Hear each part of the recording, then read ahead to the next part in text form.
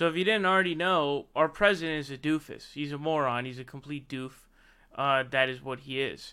So in this little clownish July 4th event that he was doing, which was kind of more just like a dick size contest, if you will. He was giving a speech. Now it was really hilarious because what ended up happening on this big parade on July 4th in D.C. was that there was horrible weather conditions. So it was raining, might have been hailing a little bit. I'm not sure though, but it was definitely raining a lot, and so there were some people who left. There was also some tech that ended up malfunctioning due to the rain, as we're going to see here. But basically, as he was praising the Revolutionary War soldiers, he said that they took over airports during his speech, commending them. Now, obviously, it's incredibly stupid because airports didn't exist for a long time after that. I think the first plane didn't fly until like early 1900s. So obviously, airports didn't exist then for like over 100 years. So everyone's like, wait, what the fuck are you saying, dude? This doesn't make any sense. So here's what happened. So this is from The Hill.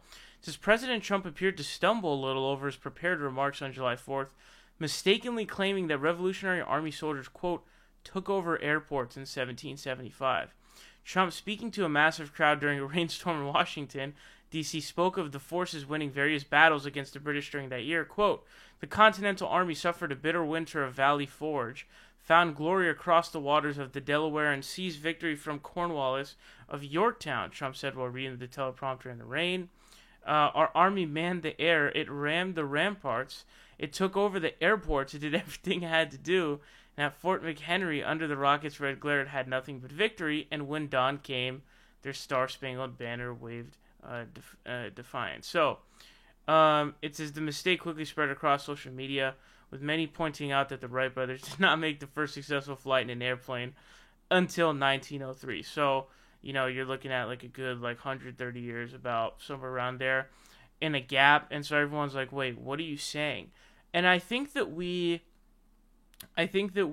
as a nation just sort of underscore the general lack of basic things that Donald Trump knows, as well as mental capacity. I generally am concerned with our president's mental capacity, especially considering the fact that he said, remember when he said oranges instead of origins? It was very odd, and he seems to be a bit off in that realm. But he ended up blaming the teleprompter, and what he was saying was that there was bad weather.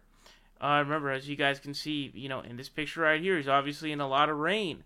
So, the teleprompter, I guess, malfunctioned. He said that he blamed the teleprompter for this. Now, there was some very interesting, obvious hypocrisy here. Remember back when Sarah Palin she had that speech where she told Obama to move away from the teleprompter.